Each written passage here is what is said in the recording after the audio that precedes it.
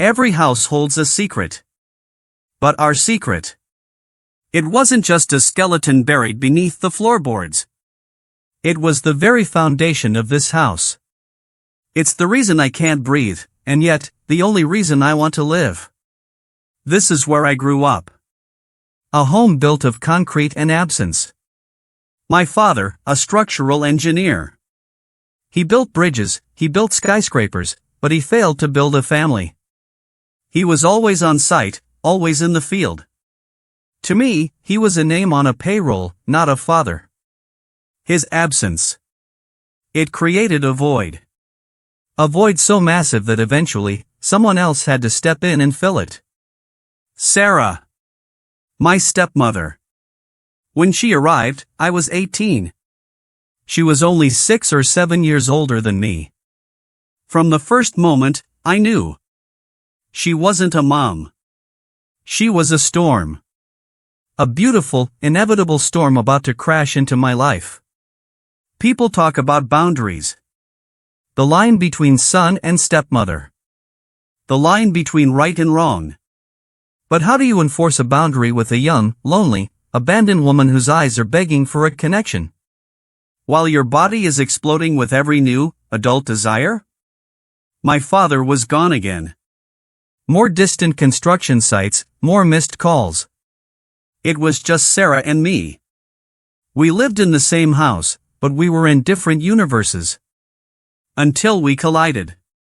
The daily proximity, it was torture. She was oblivious, comfortable in her skin. She was the woman. I was the boy becoming a man. That combination was fire and gasoline. Those touches, they stopped being accidents. They were electrical signals. I started waiting for them. I learned to read her body language. I knew when she was lonely. I knew when she needed someone to talk to. And I knew when she wore that thin, cotton dress. That I couldn't stop looking. It was wrong. It was sinful. But the feeling was real. And the truth always weighs more than morality. It wasn't the shallow lust of a teenager. It was one loneliness finding another. It was two abandoned souls recognizing each other. And when my father left us both in this house, I knew that. Sooner or later, that boundary couldn't hold. I was ready to cross it. And the terrifying part was, I think she was, too. Then the night came. My father was away. The rain poured down.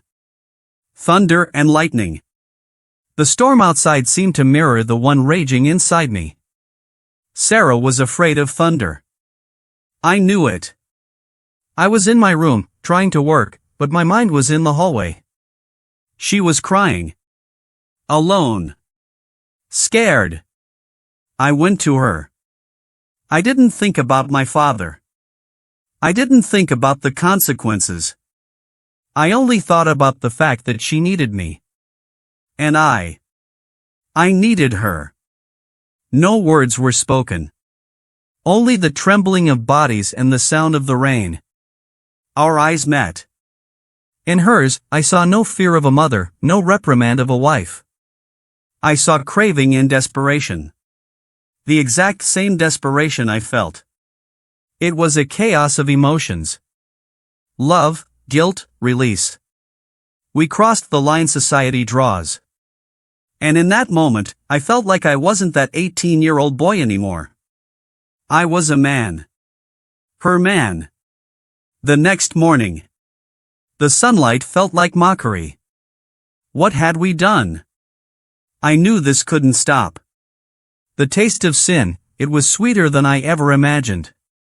My father returned. The double life began. We were brilliant actors. We called each other mom and son in front of him. But when he slept, or went back to the sites, we were lovers. Our feelings grew deeper. It wasn't just sex. We talked more. About life, about the future, about the paralyzing fear of being discovered. Sarah told me she had never felt so loved, so seen. I, the 18-year-old boy, was the man she needed. That truth both filled me with pride and horror. And the act. It became a habit. It became the only thing that made me feel alive. We were too close. Too dependent on each other. My father, the absent man, had created a void that we filled with this forbidden thing. We built our own little world, inside his house. It all came to a head. Sarah started showing signs. Nausea. Fatigue.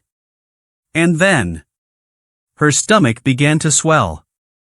I knew. She was pregnant. I had to know. The baby. Whose is it? She wouldn't say. She just looked at me with tear-filled, confused eyes. My father had been home for a brief period, right before she conceived. I was there, too. It could be his. It could be mine. Both possibilities were hell. This exhaustion is killing me. My mind is a mess.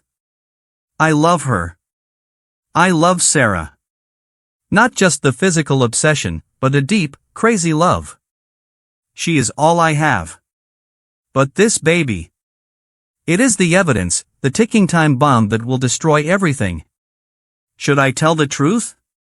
What happens to my father? To Sarah? To the baby, my nephew or my son? Am I the stepfather to my own child, or the younger brother to my child? I can't lose her. I can't stand the thought of her living with my father, raising my child. Calling it his. I'm trapped in a hopeless, complex knot. I sought freedom, but I only found bondage. This isn't a romance movie. This is a psychological nightmare. And I don't know what to do. I love her. So much. And this love is destroying us all. People will call this betrayal. Sin. Incest. I've thought all those words myself. But when I look into her eyes, when I touch her swelling belly, I only see love. A twisted, hidden love, but the only thing that gives me value. This is my life. Now, I have to make the choice.